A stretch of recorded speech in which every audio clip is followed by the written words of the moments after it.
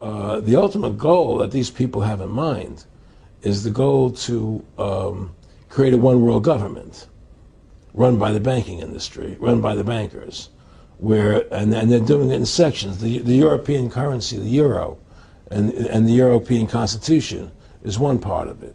Now they're trying to do it in America with the North American Union, right? And they want to create a new currency called the Amero, right?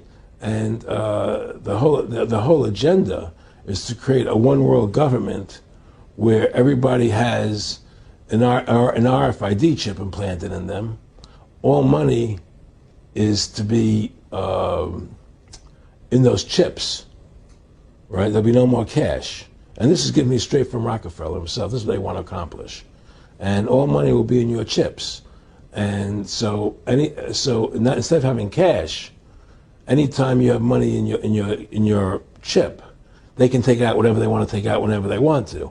If they say you owe us this much money in taxes, they just deduct it out of your chip digitally. Total control. Total control. And if you're like me or you, and you're protesting what they're doing, they can just turn off your chip. And you have nothing. You can't buy food. You can't do anything. It's total control of the people. And that chip's connected to a database that has your purchasing records, what you do, what everything, you sell. Everything is in there, you know? And so they want a one world government controlled by them, everybody being chipped, all your money in those chips, and they control the chips, and they control people, and you become a slave. You become a serf to these people. That's their goal. That's their intentions. Eric, can you be specific about when you met Rockefeller, how it happened in these discussions? I met Rockefeller through a female attorney I knew who called me up one day and said, one of the Rockefellers would like to meet you. I had made a video called Mad as Hell, and he'd seen the video and wanted to meet me and knew I was running for governor of Nevada. So sure, I'd love to meet him. And I met him and I liked him, and he was a very, very smart man. And we used to talk and share ideas and thoughts. And he's the one who told me 11 months before 9/11 ever happened that there was going to be an event. Never told me what the event was going to be, but there was going to be an event. And out of that event, we were going to invade Afghanistan to run pipelines from the Caspian Sea. We were going to invade Iraq, you know, to take over the oil fields, establish a base in the Middle East, and make it all part of the New World Order. And we go after Chavez in Venezuela. And sure enough, later 9/11 happened. And I remember he was telling me how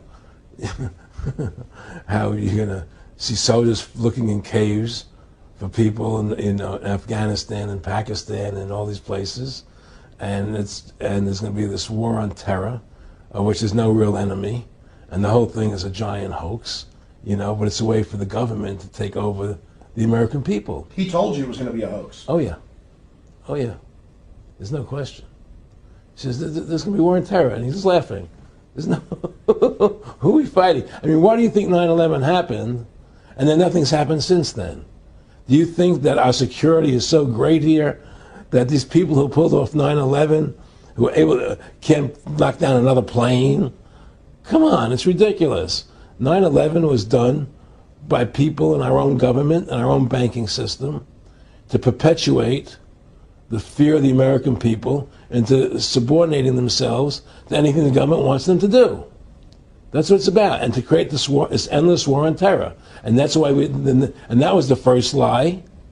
And the next lie was going into Iraq, you know, to get Saddam Hussein out with his weapons of mass destruction. That was the next lie.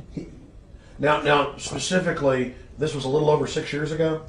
This was 11 months before 9/11. Yeah. And Nick Rockefeller, who's a lawyer, he's become your friend over the previous years, and he's saying to you that there's going to be this big event, and then out of that we're going to have a war on terror, and it's just going to go on and on. Right, an endless war on terror without any real enemy. That you can never, so you can never define a winner. And did he say that it's going to be perfect because you can't define an enemy? It just goes on and on? Yeah, because you can't define a winner. There's no one to beat, so it goes on and on forever. And they can do whatever they want. They scare the hell out of the American public. Look, this whole war on terror is a fraud. It's a farce. It's very difficult to say it out loud because people are intimidated against saying it. Because if you say it, they want to make you into a nutcase. Let's But be the truth has to come out. That's why I'm doing this interview. The fact of the matter happens to be that the whole war on terror is a fraud. It's a farce. Yeah, there's a war going on in Iraq because we invaded Iraq. And people over there fighting, you know. But the war on terror, it's a joke, you know. And until we discover what really happened on 9/11 and who was responsible for 9/11, because that's where the war on terror emanates from. That's where it comes from. It was 9/11 that allowed this war on terror to begin. And until we get to the bottom root of 9/11, the truth of 9/11, we'll never know about the war on terror. Aaron, you said that he was, and I think it's important, and I know this about the Rockefellers from Dr. Dennis Cuddy and many others who literally, you'll be 20 years old in a lunch line at college, and there's David Rockefeller. And here's here, I mean, they're experts at recruiting and getting what they call players, and that clearly he was, I mean, I want to make it specific and just get you to reiterate what you said last night about you got 30% of the vote, you were having an effect, you made mad as hell, they knew that you'd started the Constitution Party, Yeah. They knew that you were somebody who was taking action and getting things done, you'd already made some big films, had a lot of other successes, Right. So they were trying to recruit you, and didn't it come down to the point of, hey, we are here to recruit you, and don't worry, your chip's going to say, don't mess with us, you know, this guy's don't touch. Yeah, yes, that did happen. I was definitely being recruited, but it's more subtle than that. Well, in your words, just go through the process, and then what he said to you. Well, what it is remember, we were friends, and we used to go to my house a lot. We'd have dinner, we'd talk, and he'd tell me about business investments that he'd get involved in, you know, or they would help me with this business investment or that business investment. And was I interested in joining the Council on Foreign Relations? You know, I would have to get a letter to join them, but was I interested in that? And, you know, just stuff, you know, leading you on. And I used to say to him that I never really did that because that wasn't where I was coming from. You know, as much as I like you, Nick, you know, your ways and my ways, we're on the opposite side of the fence. You know, I don't believe in enslaving people, you know, and he would come back with, oh, I do? Or? Well, it would be more like, you know. It's better for them. Well, it's more like, you know, how do I put it? It was like, what do you care about them? What do you care about those people? What difference does it make to you? Take care of your own life. Do the best you can for you and your family. What do the rest of the people mean to you? They don't mean anything to you. They're just serfs. They're just people. You know, it was just a lack of caring, you know, and that's just not who I was. It was just sort of like cold, you know. It was just like cold, you know. And I used to say to him, what's the point of all this? You have all the money in the world you need. You have all the power you need. What's the point? You know, what's the end goal? And he said the end goal is to get everybody chipped, to control the whole society, to have the bankers, the elite people, you know, the bankers and some governor controlling the world. And I said, do all the people in the Council on Foreign Relations believe this way you do? He said, no. You know, most of them believe they're doing the right thing.